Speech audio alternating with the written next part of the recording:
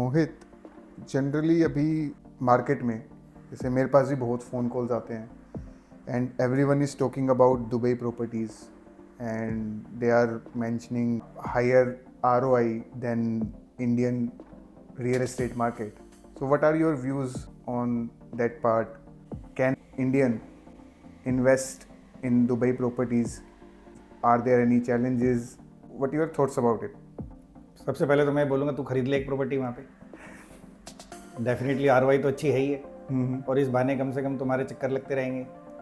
चक्कर लगेंगे, एक्सप्लोर करोगे, मार्केट एक्सप्लोर करोगे तो तुम्हें और भी 50 चीज़ें देखने को मिलेगी। बिल्कुल। तो पहले तो मुझे लगता है कि कोई भी अगर किसी के पास बैंडविथ है और उसके पास रिसोर्सेज हैं तो उसे एक ही जगह सारे पैसे को, वेल्थ को इकट्ठा करके नहीं रखना चाहिए। अगर हम जब डाइवर्सिफिकेशन की बात करते हैं तो हम पोर्टफोलियो में भी यही करते हैं कि भाई आप इक्विटी में लगाओ, डेट में लगाओ, म्यूचुअल फंड में लगाओ और डाइवर्सिफाई करो। तो सिमिलर सा प्रॉपर्टी के अंदर भी सेम कॉन्सेप्ट अप्लाई होता है। तो इंडियंस हो चाहे कोई बाहर का हो तो उसे डेफिनेटली दूसरे ज्योग्राफी पे जाना चाहिए, एक्सप्लोर करना चाहिए। और दुबई तो नो डाउट वैसे भी अच्छी कंट्री है और बहुत बिजनेस के पॉइंट ऑफ व्यू से बहुत अच्छी कंट्री है और मिडिल ईस्ट तो वैसे भी आने वाले 10-15 सालों में बहुत ग्रो करने वाला है। जहाँ तक बात है प्रॉपर्टी के खरीदने की, दुबई में डेफिनेटली एक बहुत बड़ा बज़ है आज की डेट में मार्केट में। जहाँ देखो एवरी वीक, इवन गुड़गांव में हर होटल के अंदर एवरी वीक एक दुबई एक्सपो प्रॉपर्टी लगता है। ट्रू। और उस दुबई एक्सपो में जितने भी प्रॉपर्टी डेवलपर्स हैं उनका कोई ना कोई चैनल पार्टनर या इंडिया के बहुत सारे प्रॉपर्टी डीलर्स, ब्रोकर्स अपने आप को चैनल पार्टनर बना के यहाँ पे इंडिया में प्रॉपर्टी सेल कर रहे हैं। अब उनका ये कहना है कि इंडिया में आरओआई रेजिडेंशियल पे 2 से 3% आती है, जो कि बिल्कुल ठीक है। कुछ ज्योग्राफिकल एरिया ऐसे हैं जहाँ पे आप बेंगलोर पकड़ लो, गुजरात पकड़ लो, थोड़ा सा बेटर आरओआई आ जाता है। लेकिन अगर मैं गुड़गांव दिल्ली की बात करूँ तो 2-3% से ज़्यादा नहीं आता। राइट।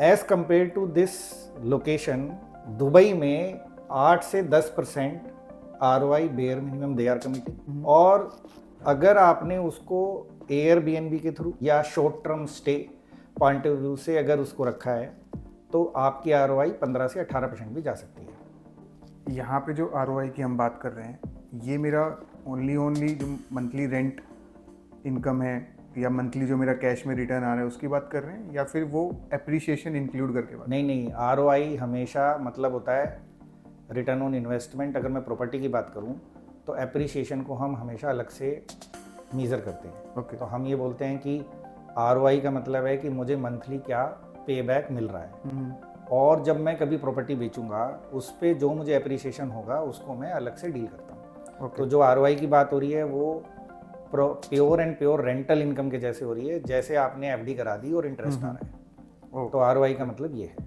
ये काफ़ी ह्यूज डिफरेंस है। हाँ, ह्यूज डिफरेंस है, 7 to 8% डिफरेंस। यस। और मिडिल ईस्ट में जो अभी ग्रोथ आने वाली है उसके जो नियर बाई एरियाज हैं, सऊदी है, शारजाह हैं और दुबई तो वैसे भी बिजनेस हब बनने वाला है। और सबसे बड़ा जो एंगल है वो है टैक्सेशन एग्जेम्पशन का। तो इस वजह से भी वहाँ पे ग्रोथ ज़्यादा है तो आरओआई डेफिनेटली ज़्यादा है, इसमें अभी कोई डाउट नहीं। जैसे कि इंडिया में भी अगर मैं बात करूं कि इंडिया भी काफ़ी ग्रोइंग कंट्री है और जो हमारा 2047 का व्यू है कि हम इसको वर्ल्ड में टॉप कंट्री बनाएंगे, उसमें भी तो मेरे ये सब ग्रोथ के चांसेस हैं। जो मेरी स्टॉक मार्केट है, मैं वहाँ क्यों नहीं जाऊँ, मैं क्यों दुबई जाऊँ? और सेकेंड पार्ट, क्या मैं दुबई में इन्वेस्ट कर सकता हूँ एज एन इंडियन रेजिडेंस? मेरे को चैलेंजेस नहीं होंगे दुबई में इन्वेस्ट करने में? तो जो आपका पहला क्वेश्चन है कि अगर मेरे इंडिया में भी बहुत सारे एप्रिसिएशन के चांसेस हैं, इंडिया भी ग्रो कर रहा है, तो मैं बाहर की कंट्री में जाके क्यों करूँ? उसमें कि इंडिया में भी ज्योग्राफिकल डिफरेंसेस हैं। कहीं पे आपको एप्रिसिएशन मिल ही नहीं रही है, कहीं पे आपने 10 साल पहले कुछ प्रॉपर्टी खरीदी थी वो ग्रो नहीं कर रही है। और ये लोकेशन टू लोकेशन ही डिपेंड करता है प्रॉपर्टी पे, ये बिल्कुल सेट रूल है। तो लोकेशन में ये बाउंड्रीज तो हमारी बनाई हुई है, इंडिया है, दुबई है, ये है। लेकिन इफेक्टिवली देखें तो जहाँ पे ज़्यादा लोग इंटरेस्टेड हैं काम करने में, आपका वेदर ठीक है, तो बाकी रिसोर्सेज हैं वो अवेलेबल हैं, तो वहाँ पे आपका जैसे गुड़गांव में, मुंबई में हैदराबाद में, बेंगलोर में प्रॉपर्टी के रेट क्यों ज़्यादा हो रहे हैं? क्योंकि वहाँ पे बिजनेसेस ज़्यादा हैं। सिमिलरली क्योंकि दुबई के वर्ल्ड के सारी कंपनीज वहाँ पे अपने ऑफिसेज बना रही हैं, कोई भी रीज़न हो सकता है उसका, तो उस वजह से वहाँ पे प्रॉपर्टी के रेट डेफिनेटली बढ़ेंगे। और हम हमेशा जब भी कभी कोई एसेट खरीदते हैं तो हम कंपेयर करके ही करते हैं कि मुझे कहाँ पे ज़्यादा रिटर्न मिलेगा। जब मैं कहीं कोई प्लॉट खरीदता हूँ ये देखता हूँ कि यहाँ पे मेट्रो लाइन आएगी कि नहीं आएगी, 20 साल के बाद प्रोजेक्शंस क्या हैं, कोई नेशनल हाईवे निकलेगा कि नहीं निकलेगा। तो ये सब फैक्टर्स हर आदमी कंसीडर करता है और कंसीडर करने चाहिए। जो आपका दूसरा क्वेश्चन है, चैलेंजेस की बात है, जितने भी लोग प्रॉपर्टी खरीद रहे हैं दुबई में, अगर 100 लोग खरीद रहे हैं तो मुश्किल से 5 लोग हैं जो एज पर लो खरीद रहे हैं। 90-95% लोगों को तो यही नहीं पता कि जो वो पैसा बाहर भेज रहे हैं उनका पैसा वापस आएगा भी कि नहीं आएगा। वो लोग ना तो किसी से कंसल्ट कर रहे हैं, ना अपने फाइनेंशियल कंसल्टेंट की हेल्प ले रहे हैं, वो सिर्फ भरोसा कर रहे हैं उन ब्रोकर्स पे, डीलर्स पे, जो उनको एक एज ए लेमैन एक तरीका बता रहे हैं। लेकिन लॉ थोड़ा डिफरेंट है। दुबई में रिस्ट्रिक्शंस कम हैं तो लोग उसको as a lacuna of the law या लूपहोल ऑफ द लॉ मान के उस प्रॉपर्टी में इन्वेस्ट कर रहे हैं। अगर मैं कहूँ चैलेंजेस की, तो जब भी कोई आदमी प्रॉपर्टी खरीदता है तो मोटा मोटा 3 तरीके की ट्रांजेक्शंस होती हैं। पहली, जब आप प्रॉपर्टी के अगेंस्ट पैसा इंडिया से बाहर भेजोगे तो वहाँ पे एक चैलेंज है। इंडिया में TCS लगाया हुआ है कि आपको 20% TCS जमा कराना पड़ेगा। ये क्यों लगाया गवर्नमेंट ने? इसीलिए तो लगाया ताकि वो इंडिया का पैसा बाहर जाने से रिस्ट्रिक्ट कर सके, कम कर सके और उनके नोटिस में आ सके। लेकिन आपको शायद पता हो कि बहुत सारे लोग बिना TCS के ही मनी भेज देते हैं। कैसे भेजते हैं वो सबको पता है, तो वो यहाँ पे इस पर बताने की ज़रूरत नहीं है। लेकिन वो ये सोचते हैं कि गवर्नमेंट को पता ही नहीं है, हमने यहाँ से पैसे भेज दिए, मैंने वहाँ पे प्रॉपर्टी खरीद ली। उनकी नज़रों में ऐसा होता है कि यार गवर्नमेंट को तो कुछ नहीं पता क्योंकि मैंने तो ये दिखाया ही नहीं है, तो उनको कैसे पता चलेगा? उसके लिए आपको शायद पता हो 2021 में एक foreign asset investigation unit government of India के द्वारा बनाई गई थी। आज उसको 3 साल हो गए। और उस यूनिट का काम है इस तरह की एसेट्स, फॉरेन एसेट्स को आइडेंटिफाई करना, उनको पकड़ना और उनके ऊपर पेनल्टी लगाना। तो इंडिया के पास डेटा डिराइव कर रही है इंडिया, हर कंट्री से डेटा आता है और ये भ्रम में रहना कि उनको पता नहीं है। अब देखो दुबई में जो भी प्रॉपर्टी कोई खरीदेगा उनसे पूछो कि यार जो आपने पैसे भेजे हैं, जैसे हमारे इंडिया में कई बार कच्चे पक्के की बात हो जाती है, बोलते हैं रजिस्ट्री वैल्यू अलग है, ट्रांजैक्शन वैल्यू अलग है, तो वहाँ दुबई में ऐसा नहीं है। अगर आपने 100 रुपए की एसेट खरीदी है, गवर्नमेंट के रिकॉर्ड में 100 रुपीज़ की ही एसेट रिकॉर्डेड है। दुबई गवर्नमेंट को पता है कि आपने 100 रुपए की एसेट खरीदी है। कल को इंडियन गवर्नमेंट ने उनसे डेटा लिया, जो कि ले रही है, और उनको लग रहा है कि नहीं है उनके पास, उसके पास ये वैल्यू है कि आपने 100 रुपए की एसेट वहाँ लगाई है, आपका पासपोर्ट वहाँ पे है, नाम वहाँ पे है, तो सारा डेटा वहाँ पे आपका लिंकेज है। तो ये एक सबसे बड़ी समस्या है जो लोगों को नहीं पता। तो पहली मेरी एडवाइस ये है कि जब भी कभी आप कोई प्रॉपर्टी खरीदो तो सबसे पहले पैसा कैसे जाना है उसके सारे कंप्लायंस पूरे होने चाहिए। In this way, let's suppose मेरी प्रॉपर्टी 1 CR की है एंड और $1 million की है and $5 million I am transferring through my proper method, through deducting the TCS and doing the compliance approvals everything.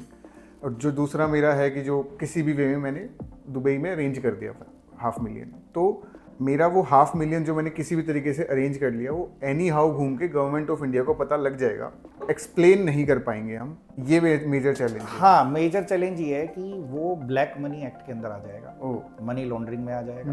वो गवर्नमेंट, हमारी इंडियन गवर्नमेंट बोलेगी कि आपका ये काला पैसा है, आपने वहाँ भेजा है, और जो काला पैसा है उसके ऊपर आपको पता है कि 70% से ज़्यादा का टैक्स है, फिर पेनल्टी है, तो मोटा मोटा जितना पैसा आपने दिया, आप पैसा 1 रुपया भी वापस नहीं लेके आ पाओगे, और जो जहमत उठानी पड़ेगी वो अलग है। और इतना ही नहीं, इसके अलावा लोग ये भी बोल रहे हैं कि वहाँ से जो इनकम आ रही है वो इनकम भी टैक्स एग्जेम्प्ट है दुबई में, क्योंकि टैक्स का एग्जेम्प्ट है। और इंडिया में लोगों को ये बताया जा रहा है कि भैया जो इनकम आप वहाँ पे कमाओगे वो इंडिया में टैक्स फ्री है। लेकिन ऐसा तो है नहीं। राइट। तो ऐसा नहीं है वहाँ पे। अब उसका लोग ये उसका रीज़न बताते हैं कि अगर आपने वहाँ पे एक बैंक अकाउंट खुलाया, बैंक अकाउंट के बाद में आपने वहाँ की जो अर्नड मनी है वहीं पे रखी, इंडिया में नहीं लेके आए, तो वो टैक्सेबल नहीं होगी। तो मेरा उसमें व्यू यही है कि इसमें आपने कंसल्टेंट से पूछ के जो ट्रीटमेंट एज पर लो है, एज पर इनकम टैक्स लो है, उसके हिसाब से आपको दिखाना चाहिए और उसके ऊपर अगर टैक्स बनता है तो इंडिया में पे करना चाहिए। मेरे पास कुछ ऐसे केसेस आए जहाँ पे लोगों ने मेरे से पूछा कि मेरे को ये रेंटल इनकम मिली हुई है, क्या मैं अपनी ITR में डालूं कि नहीं डालूं। मैंने कहा भैया जिनसे आप ITR भराते हो उनसे पूछो, राइट, क्योंकि वही लोग हैं जो ITR भरते हैं, जो आपके कंप्यूटेशन करते हैं, उनको पता है। तो आपको टैक्स कंसल्टेंट से जरूर सलाह लेनी चाहिए, किसी के कहने पे नहीं जाना चाहिए कि यार वो एग्जेम्प्ट है या वो है। तो जो ये बातें बोल रहे हैं कि मेरी इनकम एग्जेम्प्ट है, इंडिया में टैक्सेबल नहीं है, तो जनरली ये ब्रोकर्स ही होते हैं? नहीं, वो तो कोई भी बोल सकता है ना। देखो, उसमें मैं ये नहीं कहूँगा कि ब्रोकर हमेशा झूठ बोल रहे हैं, मैं ये नहीं कह रहा। मैं कह रहा हूँ ब्रोकर आपको सही बातें भी बताता है, लेकिन ये आपको डिसाइड करना होता है कि आपको कौन सा रूट लेना है। ब्रोकर के पास या किसी एक थर्ड पर्सन के पास, मेरा एक रिश्तेदार है जो दुबई बैठा हुआ है, मैं उससे बोलता हूँ भाई एक प्रॉपर्टी खरीद, वो कहेगा यार तू मेरे को इंडिया में पैसे दे दो, मैं वहाँ खरीद लूंगा, तेरे नाम कर दूंगा। तो वो तो जरूरी नहीं ना कि ब्रोकर नहीं बताया है, तो वो तो कोई भी बता सकता है। लेकिन जो बता रहा है उसकी एक लिमिटेड नॉलेज होती है, तो आपको उस लिमिटेड नॉलेज के बियॉन्ड जाना चाहिए। आपको टैक्स कंसल्टेंट की एडवाइस से ही काम करना चाहिए।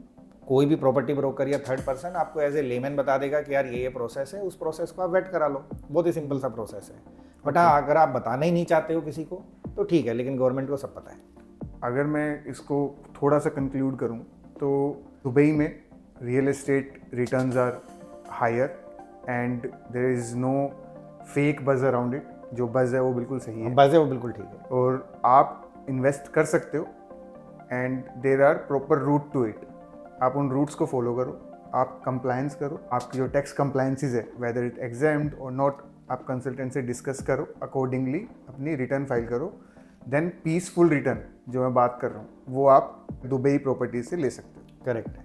इसमें एक चीज़ और मैं ऐड करना चाहता हूँ। गवर्नमेंट ऑफ इंडिया ने अपने ITR में एक स्पेस दिया हुआ है जहाँ पे हमें डालना पड़ता है कि आपकी फॉरेन एसेट है तो डिस्क्लोज कर दो। अभी रिसेंटली उन्होंने 31 दिसंबर तक की डेट डाली थी। उन्होंने एक मौका दिया कि भाई अगर आपकी कोई एसेट बाहर है और आप किसी भी वजह से उसको डिस्क्लोज नहीं कर पाए हो, तो हम आपका मौका दे रहे हैं कि आप डिस्क्लोज करें। अगर आपने डिस्क्लोज नहीं करी तो हम एक्शन लेंगे और उस एक्शन के कॉन्सिक्वेंसेस भी आपको भुगतने पड़ेंगे। ये बड़े बड़े सभी न्यूज़पेपर्स के अंदर ये सब सर्कुलेट हुआ था। अब अगर मान लो आपने डिस्क्लोज नहीं किया वो, तो आपने विलफुल डिफॉल्ट करा है, तो आप ये कह ही नहीं सकते कि यार ये मेरे से गलती हो गई। क्यों? क्योंकि सरकार ने आपको गलती ठीक करने का मौका दे दिया। जो हमारे केसेस हैं वो आज नहीं खुलते, वो जाके 5 साल के बाद, 7 साल के बाद, 10 साल के बाद खुलते हैं। अभी रिसेंटली कुछ चेंजेस हुए थे इनकम टैक्स में, जहाँ पे मेरे हिसाब से तो गवर्नमेंट को पता चलेगा ही चलेगा और वो एक्शन लेगी।